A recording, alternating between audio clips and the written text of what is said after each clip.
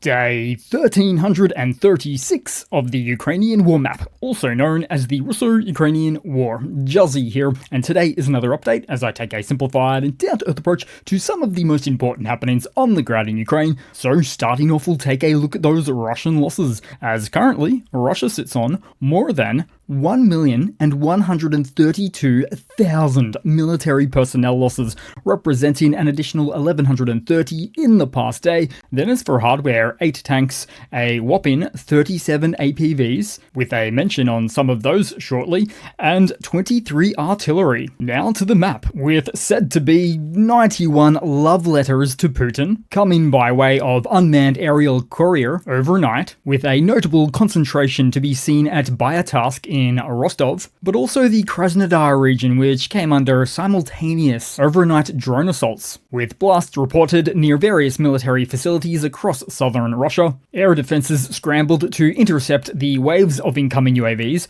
but the scope signaled a major breach. Then to more of the Orenburg fallout, because following the gas processing plant strike from 2 days ago, followed by an additional flare-up just yesterday at the same site, ripple effects are now hitting Kazakhstan. The Orenburg plant normally handles gas from both Russia and Kazakhstan, but the site's shutdown has now of course disrupted the flow that keeps the site running. Kazakhstan's energy ministry said domestic supplies are fine, but confirmed a sharp drop in exports, with the former Soviet country of Kazakhstan and true heir to the Soviet throne being the last of the 15 Soviet republics to declare independence from the 69-year USSR reign, coming after even that of the Russian Republic, is discussing plans to build its own additional gas processing capacity, talking about it over recent months, as it decouples from Russian reliance. A wise move if they're paying any attention whatsoever to what's been happening next door this fall. Then to the southern occupation territory, as Ukrainian military intelligence specialists struck a Russian Valdai radar at the Jankoy airfield in Crimea overnight. Now, the Valdai, a recent introduction, was developed and then fielded as late as 2022, which is a system, ironically, built to detect small UAVs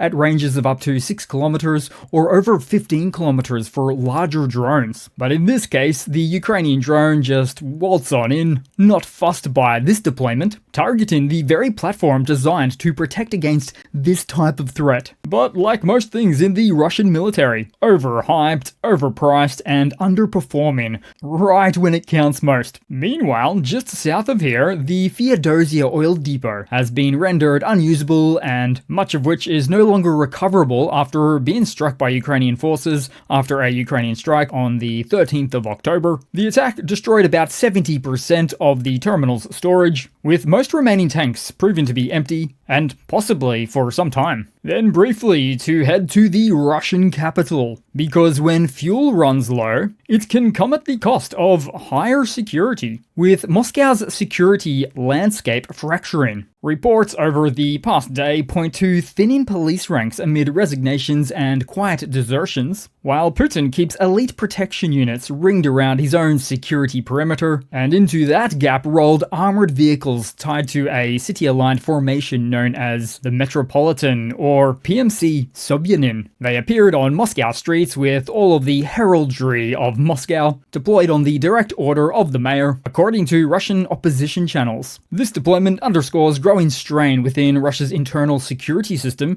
and a capital increasingly reliant on improvised force to maintain control. PMCs, always a risky move within societal ranks, with Russia itself having a very recent history of the Wagner PMC going rogue for a moment that saw them heading to the capital, threatening to seize power. Next up, and to the main map, into the Kupiansk direction, in the northwestern part of the city, as Russian forces have advanced along Constitution Street and Defenders Street. Fierce fighting is ongoing central to the town, particularly around the main intersection area. There is also rumors of elements of Ukraine's 7th Air Assault Corps moving into the battle, which leaves room for an updated dynamic on this front. Then to head into the Pokrovsk direction, Russian maneuver assault and reconnaissance groups continue attacks south of the railway, pushing eastward and also engaging in some of the western parts of the city. In the latest, infantry groups operating in the central area were on approach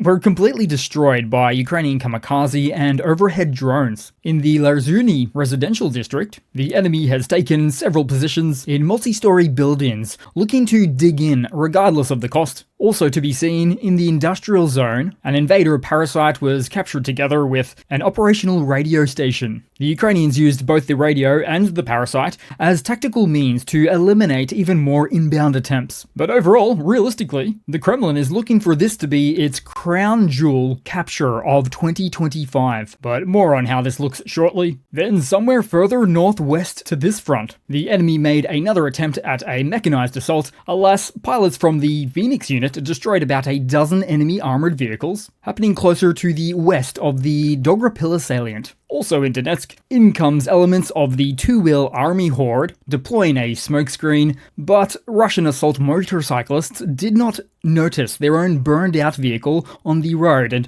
many of the command team epically crashed into it. Lemons. Now to Zaporizhzhia, with a major Russian mechanized assault near Molotovka on the Orenburg axis that was repelled yesterday. 2 companies from the 71st Motor Rifle Regiment attacked from Verbova and Prokopivka with 26 armored vehicles, including tanks, infantry fighting vehicles, and more. By nightfall, Ukrainian forces had destroyed 22 vehicles, 2 tanks, 12 BMPs, 6 BTRs, and 2 Tiger vehicles, and doing so with artillery, drones, and even direct tank fire. Some infantry reached the outskirts of Molotovka, but fighting remained localized. The AFU's 118th Mechanized Brigade led the defense, marking one of the largest failed Russian assaults on the Zaporizhzhia axis in many weeks or months, as invaders saved up for the big attack on overly optimistic hopes of breaking through toward Orenburg before winter. We've seen this before. Late October is go time for the Russian army. One last final push, with an uptick in direct engagements reported at this time last year as well. The situation is an immediate reminder of the very latest from currently imprisoned and ultra-right Kremlin critic Igor Girkin, who published a new letter from the colony. In it, he calls the ongoing war a meat grinder for Russia, and that Russian generals are idiots, and as he puts it, quote, "For more than 2 years, we have been losing personnel, mobilized recruits, and volunteers. We are farther from victory than at the beginning of the invasion of Ukraine," end quote. So it's difficult to argue with that, with a graphic to show precisely what he's talking about. As here we have Russian-controlled territory expressed as a percentage before the war, at the initial outset of the war, and by far the largest part, seen here, accounting for 1% of land gains in the space of 1,000 days. Then to look further throughout the map, we see the moments before impact of a Russian assault infantryman on a quad bike with 2 massive drone jammers, seen through the lens of an FPV drone cam.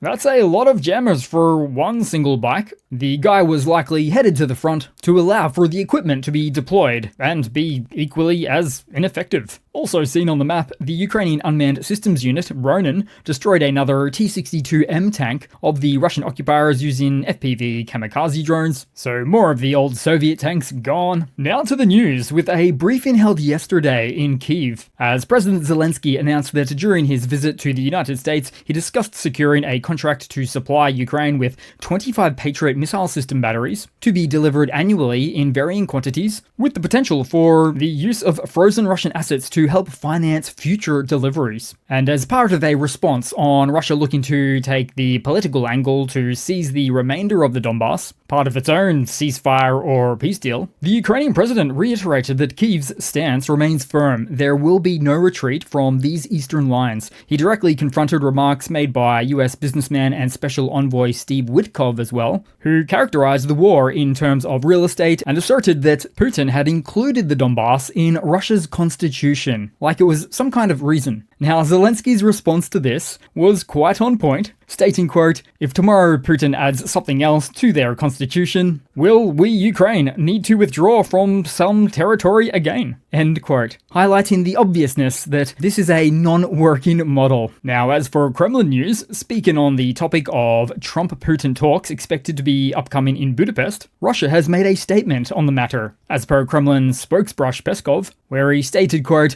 "Neither Putin nor Trump has set an exact date for the meeting. As such, an event requires serious preparation and time." End quote, which sounds awfully a lot like more stalling. There's already been 9 months of serious preparation and time, to use his words, almost to the day in fact, when Trump commenced his second term in office. So exactly how much more time does the Kremlin need at this stage, legitimately, if not to seize another opportunity to stall? Next, to European news, as the EU is weighing a rule change that could let Ukraine and Moldova join the bloc sooner by granting partial membership rights before full ascension. Under the plan, new members would gain access to most EU benefits but hold limited voting powers until internal reforms are complete. The idea is meant to overcome resistance from states like Hungary and avoid lengthy treaty changes. As such, if this mechanism proceeds, both Ukraine and Moldova, candidate countries since 2022, would enter a phased rights stage, an unprecedented bridge between candidate and full member status that keeps momentum amid war-driven urgency. Then to head to more hardware news, Russian hardware news, whenever we can find the site, with footage of more corroded Russian tanks, reportedly T-72s, about 24 of them, said to be headed to the UVZ, which is a tank factory, Russia's main tank factory, up in the northeast of Sverdlovsk for refurbishment, with this photo taken further east in Kupiansk. Apart from the rust, there is moss growing on some of these, and a sign that generally leads to the likelihood of the requirement for a loss of money, labor, parts, and especially time that is needed to make a combat asset out of each of them, or cannibalize half of them to help form some final product with. However, do note, this footage could be a number of months old, with sunny skies and green tree leaves, meaning that what could be created out of these hulls may have seen their demise on the field already. Then to a final news piece without a segment title to round out the video, with this one that seems like a worthy mention, as Kremlin propagandist and RT news editor-chief Margarita Simonyan has been sick and announced that she is beginning a course of chemotherapy today. This comes after her husband passed away on September 26th from a heart condition, and so from all of this, Simonyan said to please not write her about her condition and say that everything will be fine, because when her late husband fell ill, thousands wrote to her and it didn't make a difference. She finished her comments to say, quote, "Everything will be as God wills, only he decides whom to take, when and why," end quote, which is a line that doesn't precisely match the Russian reality. Naturally, with the Kremlin leader who, at his own choosing, can always come bearing gifts with a cup of his famous polonium tea. Yep, Russian realities. So that's it for today, guys. Thanks again for watching. Please continue to like, comment, subscribe, all of the good things, and I do hope to see all of you guys there in the next one. Cheers!